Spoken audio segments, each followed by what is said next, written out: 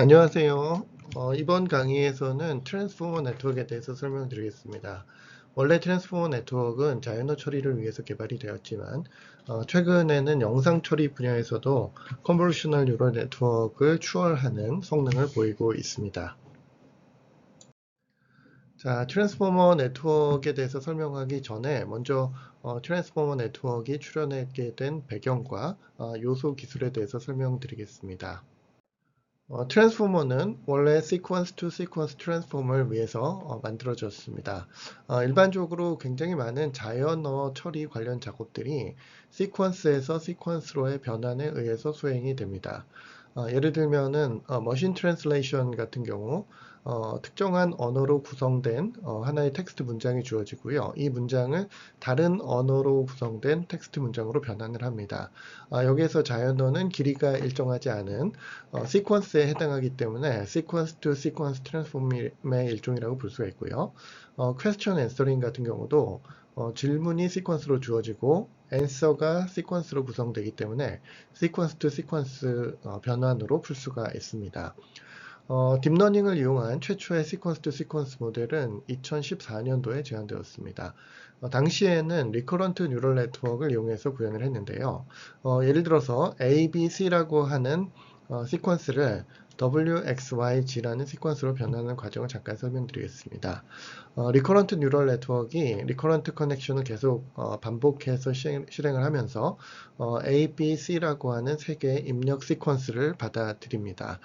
그렇게 되면 여기 그 리커런트 뉴럴 네트워크의 내부 그 스테이트가 A와 B와 C를 모두 서머리한 그러한 벡터로 변환을 하게 되고요. 그 다음에 EOS, End of Sentence라는 명령이 들어오면은 이거는 입력 문장의 끝이다 라는 신호로서 받아들여서 출력 토큰을 하나씩 만들어내기 시작합니다.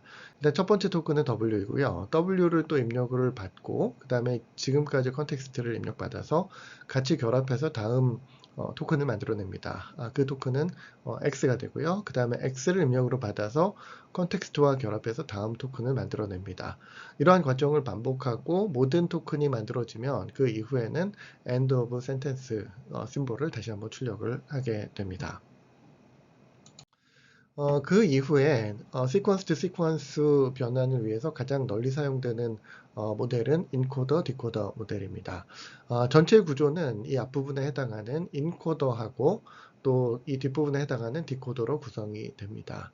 네, 인코더의 역할은 입력 시퀀스를 받아서 일종의 벡터죠. 컨텍스트로 변환하는 역할을 수행합니다.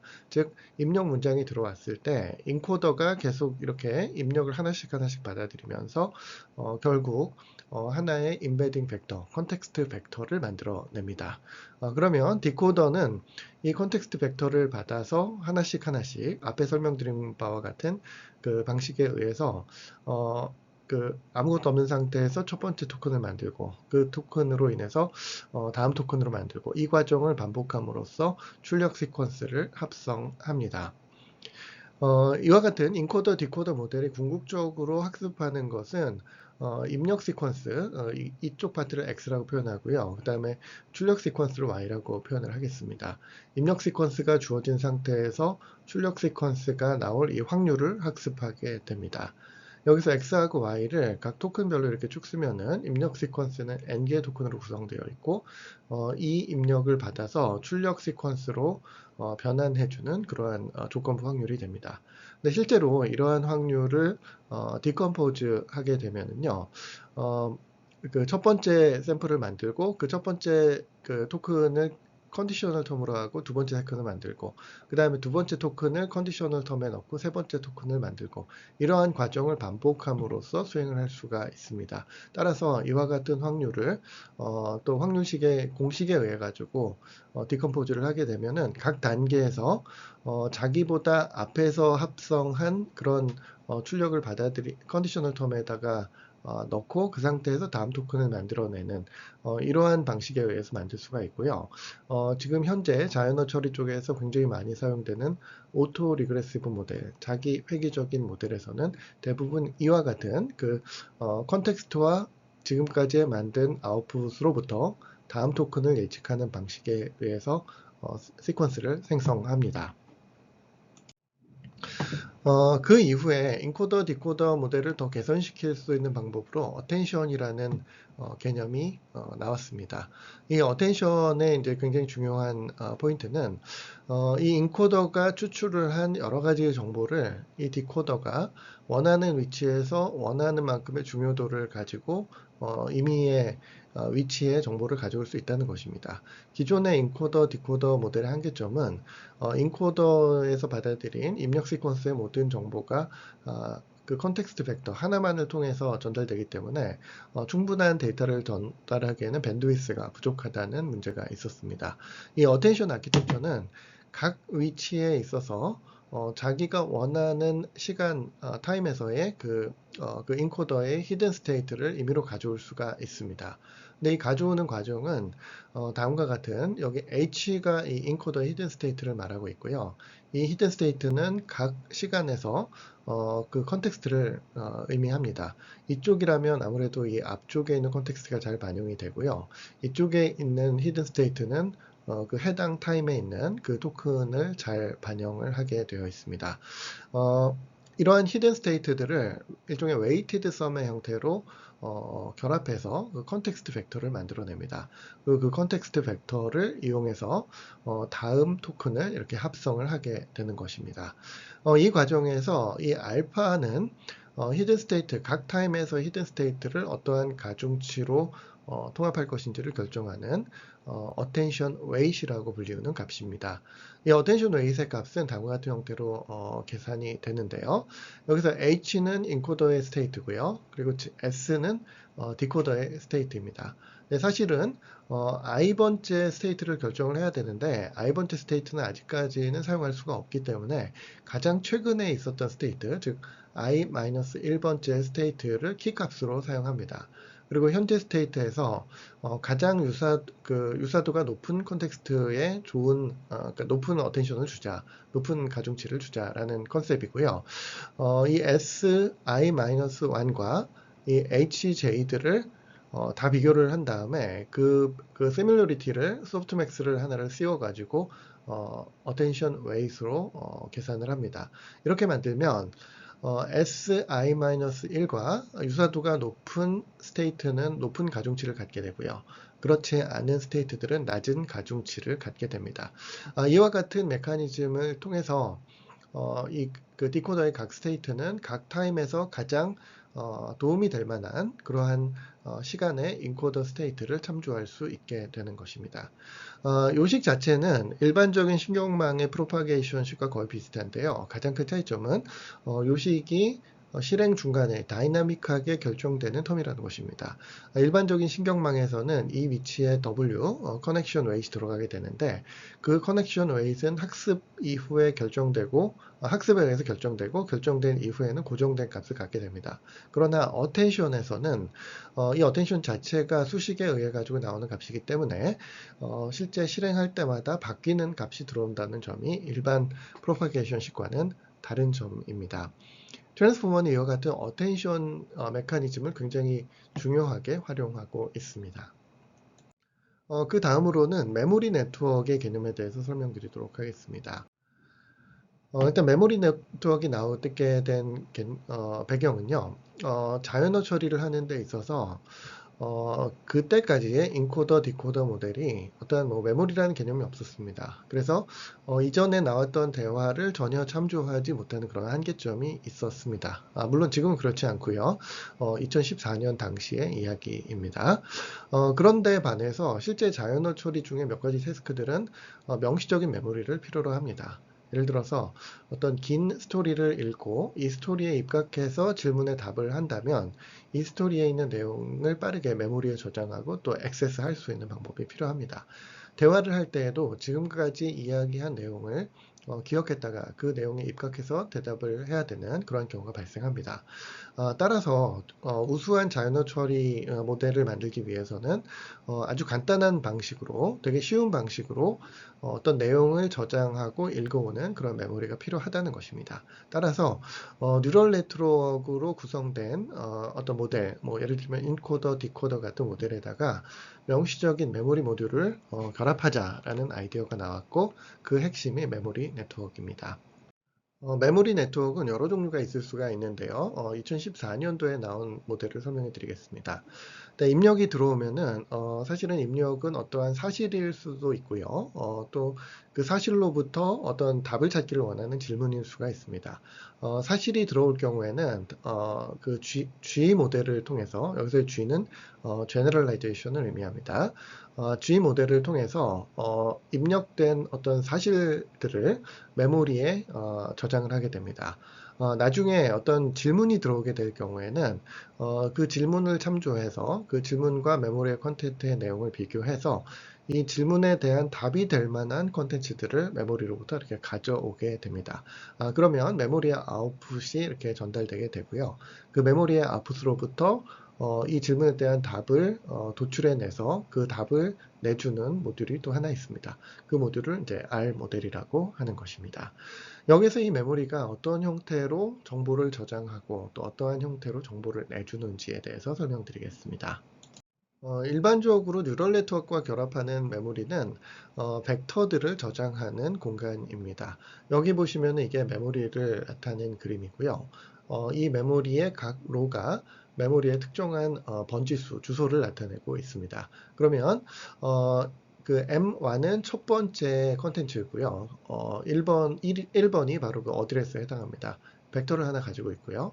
이러한 셀들이 m개가 들어있고 그 m개 각각은 역시 벡터를 저장하도록 이렇게 만들어져 있습니다. 자, 그러면 어떤 어드레스가 주어진 상태에서 이 메모리의 컨텐츠를 꺼내오는 리트리벌 과정은 다음과 같습니다. A가 주어진 상태에서 A번째 인덱스에 찾아가서 그 인덱스에 있는 컨텐츠를 가져오면은 그 값이 리턴 밸류가 되는 것입니다. 그런데 이와 같이 그 어드레스로부터 이 컨텐츠를 꺼내는 과정은 사실은 미분이 불가능한 그런 과정입니다. 근데 뉴럴 네트워크에서 학습을 위해서는 결국은 그레디언트 디센트 알고리즘을 사용하기 때문에 미분 가능한 방법에 의해서 이 메모리를 액세스 하려고 하는 그런 방식이 또 나왔습니다. 여기서 사용한 방법은 이 메모리의 weighted sum이라는 방식을 사용하는 것인데요. 이 W를 A 대신 사용합니다. 즉 A로부터 적절한 이 wi들을 그 define 하면 되는데요. 예를 들어서 A라는 어떤 하나의 숫자로 주어진 어드레스를 벡터로 표현하면 다음과 같이 할 수가 있습니다. 그러니까 A에 해당하는 이 위치는 1을 집어넣고요. 나머지 영역에는 다 0을 집어넣으면 됩니다. 그러니까 W가 일종의 one hot vector, 즉 A번째 엘리먼트는 1이고 나머지 엘리먼트는 모두 0인 그러한 원핫 벡터를 집어넣는다면 이와 같은 weighted sum은 결국 이 MA하고 동일한 값을 제공하게 됩니다. 이러한 어드레싱을 하드 어드레싱이라고 부릅니다. 결국 이 하드 어드레싱은 각 컨텐츠들이 0 또는 1의 weight 값을 갖게 된다는 것입니다. 근데 여기에서 하드 어드레싱을 소프트 어드레싱으로 좀 일반화할 수가 있는데요. 이 앞에 이 W 곱하기 M이라고 하는 요 weighted sum 방식에서 W가 원핫 벡터여야 한다는 제한을 없앤 것입니다. 이렇게 만들면은 W가 0, 1이 아니라 이미 arbitrary 벡터여도 된다는 이야기가 되고요. 그리고 실제적으로는 일반적으로 이 W를 다 합쳤을 때 1이 되도록 normalize 된 그 weight 벡터를 사용을 합니다. 이러한 어드레스를 소프트 어드레스라고 합니다. 이렇게 만들면 이 메모리의 각 컨텐츠들을 weighted sum이라는 형태로 결합을 해서 내주게 되는데요. 예를 들어서 MA를 중심으로 액세스하고 싶을 때는 WA는 큰 값이지만 나머지는 작은 값을 갖게 되는 그런 방식을 사용합니다. 물론 이 과정에는 다른 그 위치에 있는 메모리들을 액세스하기 때문에 약간 스무딩 되는 그런 효과가 발생을 합니다. 그러나 이렇게 사용하는 방식보다 이와 같은 소프트 어드레싱을 사용하는 경우의 최대의 장점은 저 밸류 자체가 미분 가능해지고 그렇기 때문에 학습을 할 수 있다는 굉장히 중요한 포인트가 있습니다. 이 앞에서 말씀드린 그 소프트 어드레싱 메커니즘에서는 그 어드레스 웨이트를 어떻게 결정하느냐가 굉장히 중요한 이슈입니다. 크게 두 가지 방식이 있는데요. 첫 번째 방식은 Location Based Addressing, 즉 위치에 기반해서 Attention Weight, Address를 결정하는 방식입니다. 예를 들면은 특정한 위치에서 나한테 필요한 정보를 가져올 때 자기 자신과 가까이 있는 엘리먼트들에게 높은 웨이트를 지정하는 그러한 방식입니다. 두 번째 방식은 Content Based Addressing이라고 하는데요. 위치보다는 내용의 유사도에 의해서 그 어드레스 웨이트를 결정을 하는 그런 방식입니다. 대표적인 방식은 키 밸류 네트워크에서 사용된 쿼리와 키 간의 다트 프로덕트에 의해서 웨이트를 지정하는 방식입니다. 이 연구는 앞에서 말씀드린 메모리 네트워크의 후속 연구에서 소개되었습니다. 일단 여러 가지 난리지가 있을 텐데요. 이 난리지를 키와 밸류의 페어라는 형식에 의해서 메모리에 저장합니다.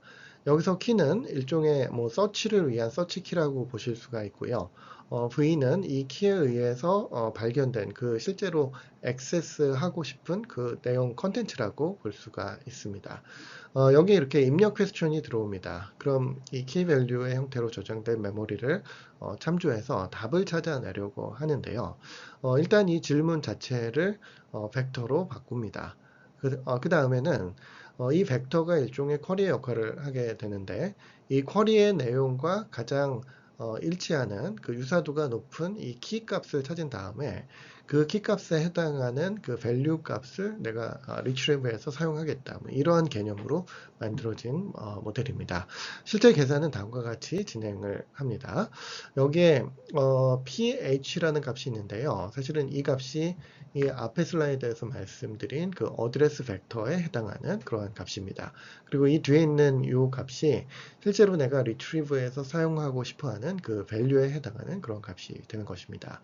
그럼 여기에서 ph 값이 그 어드레스 웨이트라고 말씀을 드렸는데요. 어드레스 웨이트를 결정하는 방법은 다음과 같은 방식을 사용합니다.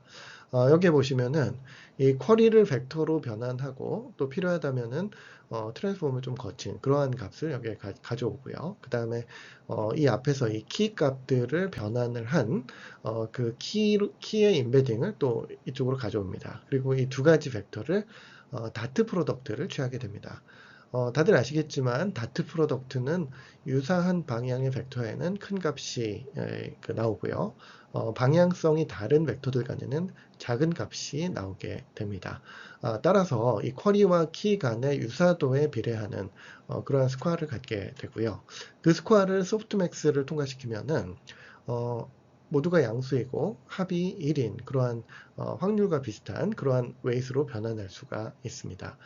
그 웨이트를 이용을 해서 이 밸류를 웨이티드 썸으로 리트리브 한다는 것입니다.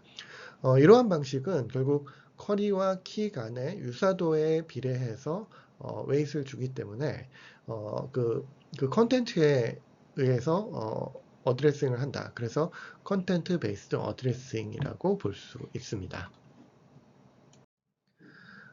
그러면 지금부터는 본격적으로 트랜스포머 네트워크에 대해서 설명을 드리겠습니다.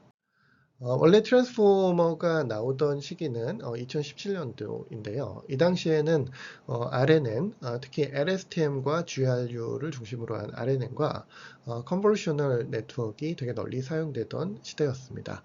그런데 이 트랜스포머는 컨볼루션도 사용하지 않고 리커런스도 사용하지 않고 오로지 어텐션과 피드포워드 네트워크만으로 되게 우수한 성능을 낼 수 있다라는 것을 보인 네트워크입니다. 이 어텐션을 사용할 경우에 굉장히 좋은 점은요. 일단 입력과 아웃풋 간에 굉장히 글로벌한 디펜던스를 볼 수 있다. 이러한 장점이 있습니다. 컨볼루셔널 네트워크는 커널이 커버하는 영역만을 참조하기 때문에 공간적으로 봤을 때 제한된 컨텍스트만을 액세스할 수가 있고요. 리커런트 네트워크 같은 경우는 시간축으로 봤을 때 가까운 과거는 제대로 참조할 수 있지만 그 시간 차이가 멀어지면 멀어질수록 정보가 잘 전달되지 않는 문제가 발생합니다. 그에 반해서 어텐션을 사용하는 경우에는 넓은 컨텍스트를 한꺼번에 볼 수 있는 굉장히 좋은 장점을 갖게 됩니다. 네, 두 번째는 병렬화가 쉽다라는 점인데요. 이 부분은 리커런트 네트워크에 대해서 그 비교해서 우수한 점입니다. 리커런트 네트워크 같은 경우는 동작 자체가 시퀀셜하게 이루어지기 때문에 병렬화가 어렵고 실행 속도가 느린 메커니즘으로 알려져 있습니다. 그러나 트랜스포머 같은 경우는 어텐션을 사용하는데 병렬 처리가 쉽기 때문에 GPU를 사용할 경우에 되게 빠른 속도를 얻어낼 수가 있습니다. 근데 한 가지 문제점은 이 어텐션 메커니즘이 아까 말씀드린 그 메모리 네트워크의 그 원리를 좀 사용하고 있는데 거기서 사용하는 웨이티드 썸이라는 것 자체가 약간 스무딩을 해주는 그런 효과가 발생을 합니다. 네, 그러한 문제가 좀 있는데 그 스무딩 되는 그 효과를 좀 상쇄하기 위해서 멀티헤드 어텐션이라는 방식이 제안되었습니다. 그 트랜스포머 네트워크의 구조는 다음과 같은 형태를 가지고 있고요. 인코더와 디코더로 구성이 되어 있고 디코더는 이렇게 인코더로부터 이제 정보를 전달받아서 처리하도록 그렇게 구성이 되어 있습니다. 그리고 트랜스포머에 대해서 더 공부하기 원하시는 분은 다음에 제가 소개해드리는 두 가지 레퍼런스 사이트를 참조하시기를 바랍니다. 트랜스포머의 인코더는 병렬적으로 동작합니다. 그리고 디코더는 아까 말씀드린 오토 리그레시브한 방식에 의해서 토큰들을 만들어내는 것입니다. 자, 여기를 보시면은 입력 시퀀스가 주어졌습니다. 이 입력 시퀀스를 시간축으로 나열한 다음에 모든 시간에 대해서 병렬적으로 그 인코더 블록들을 여러 개를 통과시킵니다. 그러면 각 인코더 블록들이 점점 더 많은 컨텍스트를 참조하고 또 조금씩 피처를 앱스트랙트를 시키면서 하이 레벨 피처로 변환을 하게 됩니다. 이 아래쪽에 있는 피처에 비해서 위쪽의 피처로 이렇게 가면 갈수록 좀 더 글로벌한 정보가 들어가고 컨텍스트가 반영된 의미적으로 좀 더 많은 정보를 포함한 그러한 피처가 만들어지게 됩니다. 그러면 디코더는 이 탑 레벨, 그 인코더의 탑 레벨 피처를 그 받아서 토큰을 하나씩 만들어내는데요. 처음에는 시작 사인으로부터 첫 번째 토큰을 만들고 그 다음에 이 첫 번째 토큰을 입력으로 받고 두 번째 토큰을 만들고 그 다음에 세 번째 토큰을 만들고 이러한 과정을 반복해서 토큰을 만들어냅니다. 이 과정에 굉장히 중요한 몇 가지 빌딩 블록들이 있습니다. 첫 번째는 이 트랜스포머에서 처음으로 제안한 멀티 헤드 어텐션이라고 하는 그 오퍼레이션이고요. 두 번째는 피드 포워드 네트워크. 여기서는 MLP가 사용되었습니다. 그리고 포지셔널 인코딩이라는 개념이 처음 나왔고요. 그다음 그 외에도 레이어 노멀라이제이션, 드롭아웃, 그리고 레이블 스무딩 같은 보조적인 테크닉들이 같이 사용되었습니다. 트랜스포머 네트워크는 N개의 동일한 구조를 갖는 레이어들을 쌓아 올려서 만들어져 있습니다. 이 그림과 같은 블록들을 N개를 쌓아 올려서 만들어졌다고 생각하시면 되고요. 각 블록들은 멀티-헤드 어텐션 서브 레이어와 피드 포워드 서브 레이어, 이 두 가지 서브 레이어로 구성이 되어 있습니다. 또 한 가지 우리가 주목해서 볼 점은 여기 이와 같은 레디듀얼 커넥션, 스킵 커넥션이 있다는 점입니다. 당연히 이 스킵 커넥션은 레지넷에서 제안된 바로 그 스킵 커넥션이고요. 딥 네트워크의 학습을 안정화시키고 성능을 개선하는 효과가 있습니다. 이 수식에서 이 서브레이어가 계산하는 이 값에다가 이렇게 더해지는 이 x 플러스라고 얘기하는 이 파트가 바로 레지듀얼 커넥션에 해당합니다. 이렇게 해서 이 스킵 커넥션을 더한 다음에는 레이어 노멀라이제이션이라는 방식에 의해서 정규화를 진행을 합니다.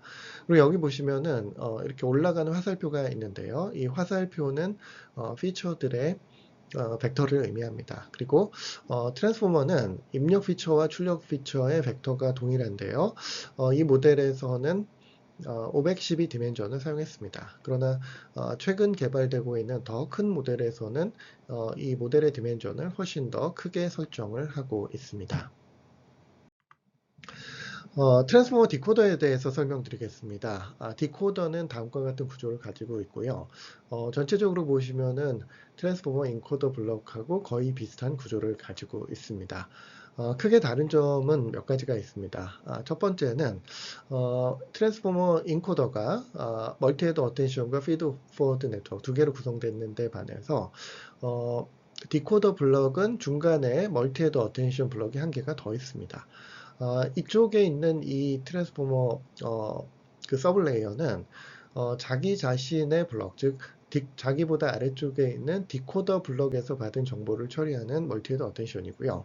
이쪽에 있는 멀티헤드 어텐션은 인코더가 제공한 피처들을 받아서 처리하는 그러한 그 멀티헤드 어텐션입니다. 이 두 가지를 다 활용을 함으로써 하나는 디코더의 아래쪽 레이어에서 오는 정보를 받아들이고 또 인코더가 주는 정보를 받아들여서 같이 결합해서 다음에 피드포워드 네트워크로 전달을 하도록 이렇게 구성되어 있습니다. 또 한 가지는 동작 방식입니다. 인코더는 패러럴한 방식에 의해서 동작을 하기 때문에 그 모든 입력 시퀀스가 한 번에 위쪽으로 프로파게이트가 되지만 디코더는 오토 리그레시브한 방식을 사용하기 때문에 왼쪽에서부터 하나씩 하나씩의 토큰들을 집어넣고 하나씩 하나씩 만들어내게 됩니다. 그러한 과정 때문에 이 첫 번째 입력을 받는 요 그 멀티헤드 어텐션은 마스킹을 하게 됩니다. 여기서 마스킹이라고 하는 것은 자기보다 이전 타임에서 만들어진 정보는 사용할 수 있지만 이후 타임에 아직 만들어지지 않은 정보는 사용할 수 없기 때문에 이 오른쪽 파트를 마스킹을 해서 지워버린다라는 의미를 갖습니다.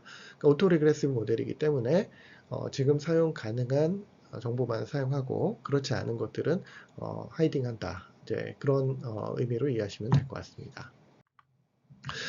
디코더의 구조는 다음과 같습니다. 일단 인코더 블럭이 여러 개로 구성이 되어 있는데요. 디코더로 전달되는 정보는 인코더의 탑 레벨 레이어에 있는 정보만을 전달을 합니다. 즉 인코더의 탑 레벨 정보가 디코더의 모든 블럭에 다 전달이 된다는 것입니다. 그 다음에 처음에는 시작 사인을 입력받게 되고요. 그것으로부터 첫 번째 토큰을 만들고 그것으로부터 또 다음 토큰을 만들고 이렇게 여러 번 반복해서 사이클을 돌며 토큰들을 만들어냅니다.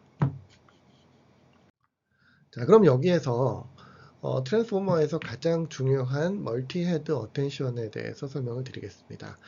일단 이 멀티헤드 어텐션은 스케일드 다트 프로덕트 어텐션이라고 하는 방식을 결합해서 만듭니다. 아까 제가 메모리 네트워크에 대해서 설명을 드렸습니다. 그리고 키 밸류 네트워크에 대해서 다트 프로덕트를 이용을 해서 어드레스를 결정을 한다 이런 말씀을 드렸는데요. 스케일드 다트 프로덕트 어텐션의 수식이 다음과 같습니다. 이 다트 프로덕트 어텐션은 그게 KQV 쿼리 키 밸류라고 하는 세 개의 벡터를 입력받게 되고요. 키하고 쿼리를 다트 프로덕트에 의해서 유사도를 계산을 하게 됩니다. 이 과정은 앞에서 제가 한번 설명을 드린 바가 있습니다. 그런데 이 다트 프로덕트의 값을 DK의 루트 값으로 나누어서 노멀라이즈를 합니다. 여기서 DK 값은 K와 Q의 디멘전을 의미합니다. 이렇게 루트 DK로 노멀라이즈를 하는 이유는 이 다트 프로덕트 값 자체가 벡터의 길이에 비례하는 값이라는 겁니다. 긴 벡터의 경우는 저 다트 프로덕트가 크게 나오고요. 짧은 벡터의 경우는 아무래도 다트 프로덕트도 작게 나옵니다. 따라서 루트 D로 노멀라이즈를 함으로써 이 다트 프로덕트의 그 길이에서 오는 그 편차를 제거하겠다라는 그런 아이디어가 스케일드 다트 프로덕트 어텐션입니다. 그 다음에 소프트맥스를 취합니다. 이렇게 되면 여기서부터 여기까지의 파트가 일종의 그 메모리 네트워크에서 사용하는 그 어드레스, 소프트 어드레스의 역할을 하게 됩니다. 그리고 나서 그 어드레스 값을 벡터에, 그 밸류에다가 곱해서 웨이티드 썸의 그 형태로 최종 결과를 얻어내겠다라는 것입니다. 실제 과정은 다음과 같이 이루어집니다. Q하고 K를 다트 프로덕트를 하고요. 그런데 다트 프로덕트는 벡터와 벡터 간의 연산이기는 하지만 실제로 연산을 할 때는 그 벡터가 Q 벡터가 여러 개가 있고 K 벡터가 여러 개가 있습니다. 따라서 여러 개의 다트 프로덕트를 동시에 수행을 하기 위해서 실제로는 매트릭스 멀티플리케이션이라는 오퍼레이션을 사용합니다. 그 이후에는 루트 DK로 나눠서 스케일링을 하게 되고요. 그리고 나서 필요하다면 디코더 블럭에서는 마스킹을 수행합니다.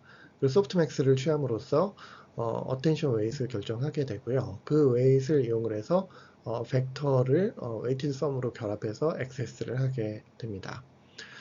멀티헤드 어텐션은 이와 같은 스케일드 다트 프로젝트 어텐션을 여러 개의 채널, 여러 개의 헤드에 대해서 적용을 하는 것입니다. 이렇게 사용하는 그 이유는 여러 가지가 있지만요. 어텐션을 결정할 때 여러 관점에서 그 중요도를 평가하겠다라는 아이디어도 있고요. 그리고 또 한 가지는 앞에서 말씀드린 그 effective resolution이 저하되는 그런 문제, 즉 어텐션의 웨이티드 썸에 의해서 스무딩이 발생하는 그 효과를 좀 보완하기 위함입니다. 예를 들어서 레졸루션이 낮아지는 피처가 있다고 하더라도 그러한 피처를 되게 여러 개를 결합해서 사용하면은 레졸루션의 저하를 어느 정도 좀 상쇄할 수가 있습니다. 그런 아이디어가 이 멀티 헤드 어텐션에 포함이 되어 있습니다. 일단 이 멀티 헤드 어텐션은 QKV라는 세 가지의 그 피처를 받는데요. 그 각각에다가 다음과 같은 이 WK, WQ, WV라고 하는 리니어 매트릭스를 곱함으로써 다른 서브스페이스로 트랜스폼을 합니다. 여기에서 이 WQ, WK, WV는 여러 버전이 존재하게 되는데요. 그 버전 하나하나를 헤드라고 부릅니다. 오리지널 트랜스포머 페이퍼에서는 그 헤드의 개수를 8개를 사용했습니다. 그래서 VKQ를 각각을 8개의 어떤 매트릭스를 통해 가지고 다른 값으로 변환한 다음에 각 헤드별로 이 앞에서 설명드린 스케일드 다트 프로덕트 어텐션을 적용을 합니다. 그리고 나면은 각 헤드별로 나오는 그 출력값이 있게 되고요. 그 출력값을 모든 헤드에 대해서 컨캐티네이션을 한번 합니다. 그 이후에 리니어 레이어를 한번 통과시켜서 이 컨캐티네이트 된 그런 그 피처들을 한번 결합을 하는 것입니다. 이러한 방식을 멀티헤드 어텐션이라고 얘기를 하는 것이죠. 자, 그러면 이 멀티헤드 어텐션에 들어오는 Q, K, V는 어떻게 계산되는가? 이 부분을 지금부터 설명드리겠습니다. 트랜스포머에서는 조금 전에 설명드린 멀티헤드 어텐션이 세 가지 방식에 의해서 사용되고 있습니다. 첫 번째 어텐션은 인코더에서 디코더로 가는 크로스 어텐션입니다.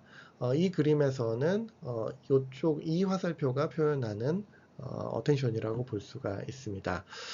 이 크로스 어텐션에서는 정보를 사용하는 쪽이 디코더이고요. 정보를 제공하는 곳이 인코더입니다. 즉, 인코더는 메모리의 역할을 하고, 디코더는 그 메모리를 꺼내서 사용하는 사용자의 그 위치에 있다는 것입니다. 여기에 보시면은 인코더에서 나가는 화살표가 두 개로 갈라져 있는데요. 이 두 개의 화살표는 각각 value와 키를 의미합니다. 이쪽 파트가 메모리의 역할을 하고 있기 때문에 이 메모리를 일종의 키 밸류 메모리로 해석을 해서 한쪽은 밸류 또 한쪽은 키라는 두 개의 정보로 이렇게 나눠서 사용한다는 것입니다.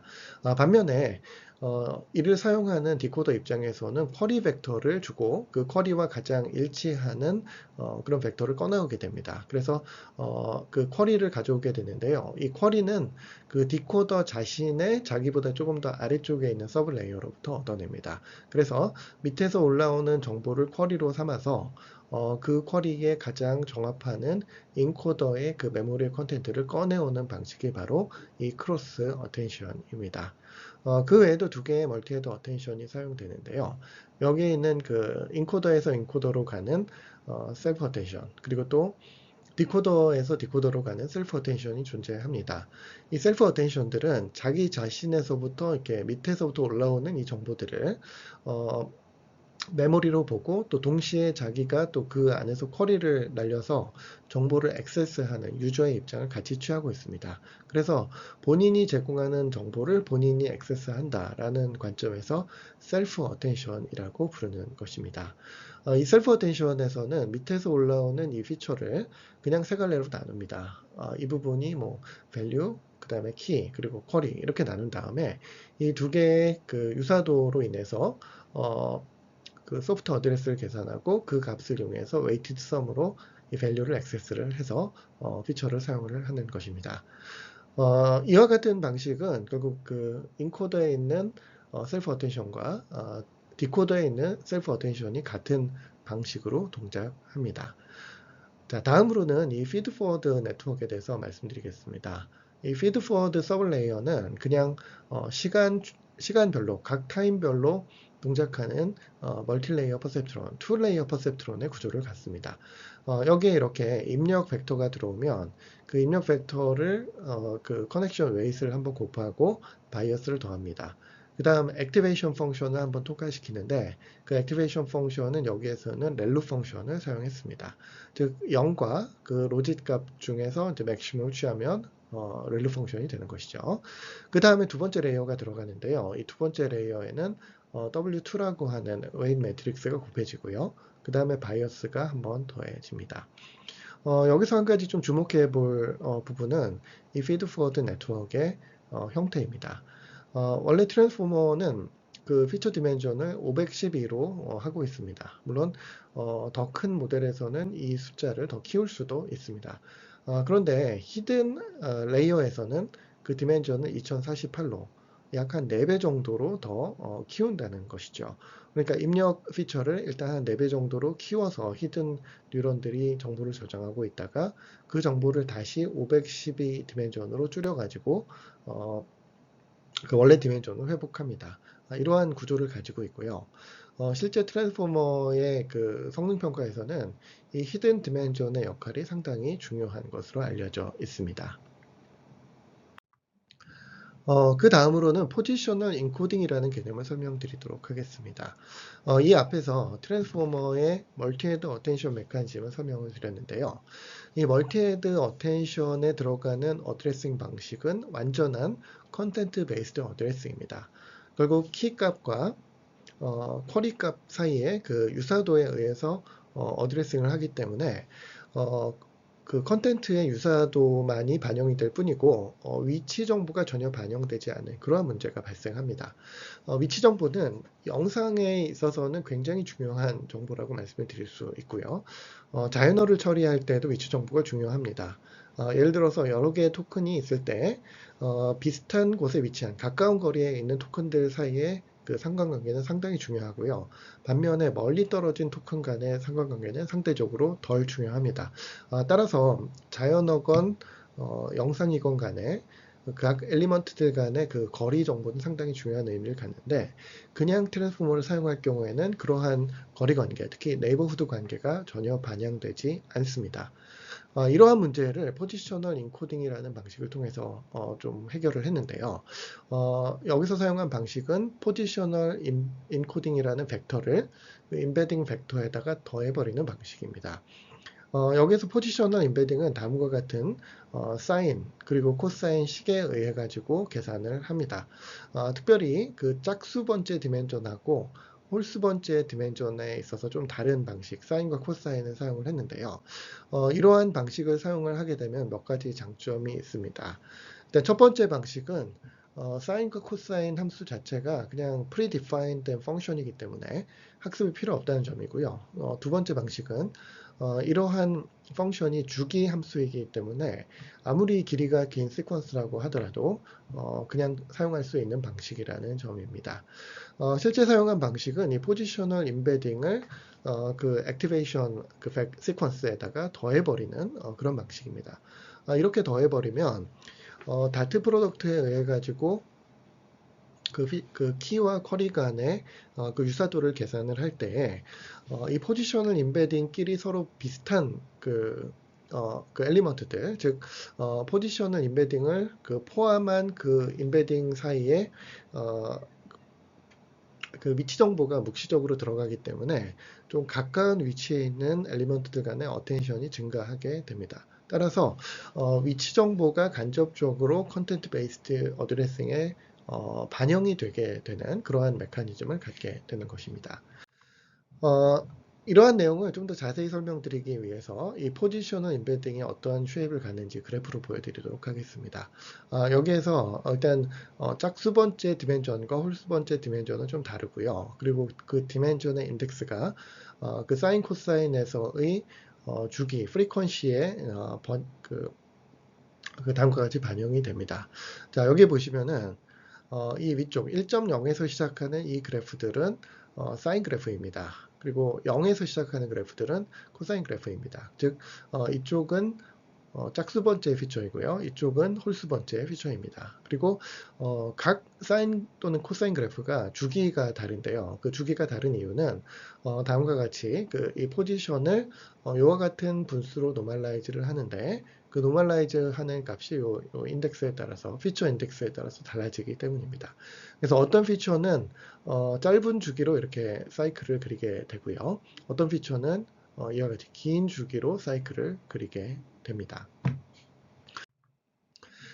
셀프 어텐션의 장점을 설명드리도록 하겠습니다. 일단 첫 번째는 컴플렉서티가 좋다는 것이고요. 그다음 두 번째는 병렬화가 쉽다는 것입니다. 예를 들어서 리커런트 네트워크는 시퀀셜하게 동작을 하기 때문에 긴 시퀀스를 처리하기 위해서는 n번의 시퀀셜한 오페레이션이 필요하게 됩니다. 자, 그러나 컨버루션이나 셀프 어텐션 같은 경우는 병렬 처리를 하기 때문에 실제적으로 시퀀셜한 스텝은 한 번에 의해서 다 처리할 수가 있다는 것이죠. 또 한 가지는 컨텍스트를 참조할 수 있는 컨텍스트를 참조하기 위한 그런 스텝의 수인데요. 셀프 어텐션 같은 경우는 글로벌 어텐션을 한꺼번에 볼 수 있기 때문에 한 번에 전체를 다 참조할 수 있습니다. 리커런트 네트워크 같은 경우는 n번이 소요가 되고요. 컨볼루션 네트워크 같은 경우는 커널 사이즈만큼을 볼 수 있기 때문에 n을 로그 k, 여기서 k는 커널 사이즈를 의미합니다. 이만큼의 컴플렉서티가 요구된다는 것입니다. 그 외에도 트랜스포머에는 드롭아웃 그리고 레이블 스무딩 같은 그러한 레귤러라이제이션 테크닉이 사용되었습니다. 네, 이렇게 해서 트랜스포머에 대한 강의를 마치도록 하겠습니다.